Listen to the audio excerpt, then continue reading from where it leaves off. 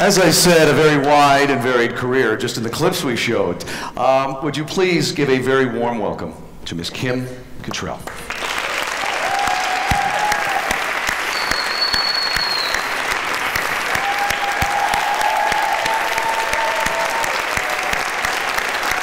Hi, how are you? Good to see you. Thank you. Welcome to Whistler. Thank you. Good to be home. We were talking backstage, and I hope with everybody's indulgence, we're just going to give a few moments that I really love about your career, and especially early in your career. We were talking about some of the remarkable things that you did at a very young age, at the beginning of your career. We should say that you studied at a very young age, did you not? Yes, I did. I did my first play where I played a cold germ. And my character had little wings, and the play was called Piffle, It's Only a Sniffle. And I infected a whole classroom of children with a cold, with a big white feather. And hooray, hip hip, I'm post-nasal drip. I am His Highness the head-aching sinus. I woo with fluenza and rhapsy cadenza, and I think it's so much fun to make your nose run.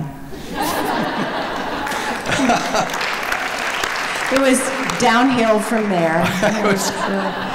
Was it at that point you said, I'm going to be an actress? Yes, or a cold germ. Or a cold germ. And I got a scholarship. I mean, this was a time in British Columbia where they had programs for young people who were interested in the arts. Sadly, they don't exist anymore. I got a scholarship to go to a summer school in Courtenay, because I was in just outside of Courtenay in a place called Little River. And I went to summer school, and I did really well in the summer school, and they gave me another scholarship to go the next year. And in the meantime, my great-grandmother was very ill in Liverpool, England, where my family was from, where I was born, and my older sister was born. We went back to Liverpool for what we thought was, to see her on a vacation, and I ended up staying. I met a great aunt, my father's uncle's wife, and I lived with her for a period of time, and that's where I really started to see that you could be an artist, or you could be an actor outside of just having fun. You know, there was a structure there. And you were what, 11, 12? I was 11, yeah. 11, and having that kind of sense of what you could do at that age, that's remarkable. Well, I was always a bit strange in high school. Not just because of the germ experience. I was a bit of a nerd, what I wanted to do, there was sort of like the tough guys and the athletic guys, and then there was like the artist guys, and then I was like this theater nerd. And I loved the feeling of bringing something to life, or giving it breath, or something like that. It really appealed to me.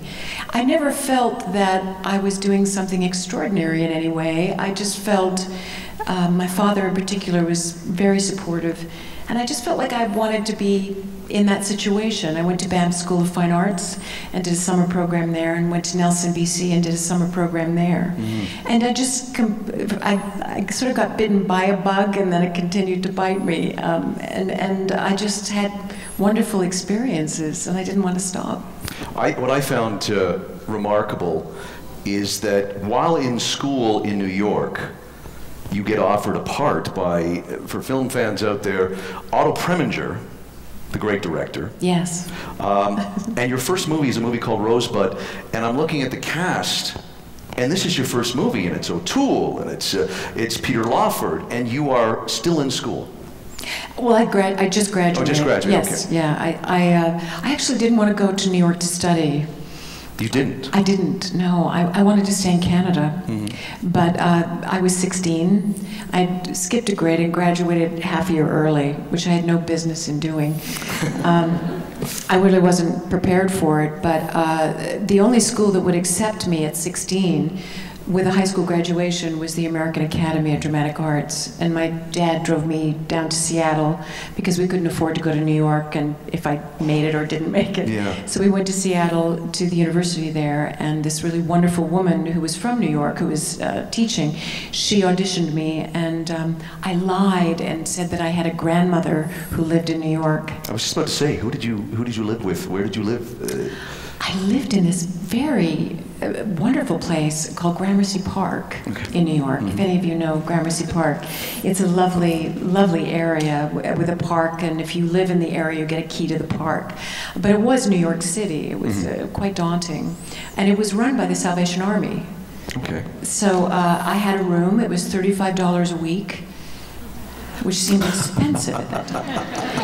And I walked to school every day to save money, and I babysat because I didn't have a green card to work or anything like that. But just the experience of being in New York at that time, they would give theater tickets away to the schools. And I would go on the weekend, I would stand. I remember seeing George C. Scott doing Uncle Vanya on Broadway with Nicole Williamson. I mean, I saw, with Helen Hayes, I saw extraordinary performances. I saw Moon for the Misbegotten with Colleen Dewhurst, and then 10 years later I worked with her, which was really a great thrill. I was saying to you backstage that the first time I ever saw you was in a movie, one of my favorite movies of the 80s that really deserves a second look if you haven't seen it in a long time, is the movie Tribute. Oh, yes. With Jack Lemmon and Lee Remick and Colleen Dewhurst. And I remember seeing that when my dad leaned over and said, "That young girl there is Canadian." And I really... By the way, yeah, don't you know? Yeah. Yes. That does deserve applause. I spent the rest of the film marveled by how this young Canadian girl was holding her own with Jack Lemmon, Lee Remick, and Colleen Dewhurst. Can you talk about working, and again, we're talking about how young you are at that age. It's a wonderful film. You're also at Robbie Benson, for those people remember him. Talk to me and everybody else about working on a movie like that and working with people like Jack and Lee Remick. You know, what I have really found in my work is that the better the actor, the easier the experience of working with them. It was just an atmosphere, and also Bob Clark, you know, who's given us A Christmas Story and Porky's and many wonderful, wonderful films. He was such a supporter of mine and really believed in me. I did 4 films with him, and it was just a very easy experience. Garth Drabinsky produced it. If any of you know Garth Drabinsky. Yeah. There's another great Canadian story. But it was really a great insight to concentration, especially with Jack. Before every take, he would get very quiet, and then he would get very animated, and he'd say, "Magic time." And he really felt that each take was an opportunity to make magic. And it was just really like being in an arena of people who were very skilled, who were working from experience and talent, and also just whatever happens in the take. And he would say great things and supportive things. One of the most wonderful supportive things that he said to me was, are you serious about this? Because he knew that I loved theater. And I said, yes, but I have a question. How do you have longevity in this business? Because I didn't want to just be an ingenue and then fade away. I wanted to have a career that would span my lifetime. I've always found that my work has informed my personal life to a large degree, but it wasn't until later on in life that I was fortunate enough to pick projects, and recently executive produced projects that had more to say about questions that I had. But at this time, I turned to Jack and I said, how do I have this?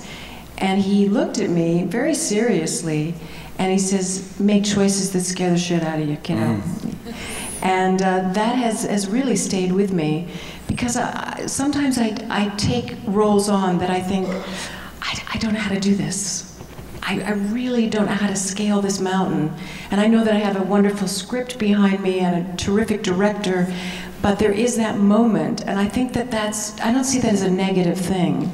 That makes me up my game, because I'm terrified that I won't. Whatever happens, I know I'm going to learn something, because it's uncharted territory. But there is that feeling of, will I be able to do this? That attracts me. And do you find, like you mentioned, someone like Lennon and some of the other actors you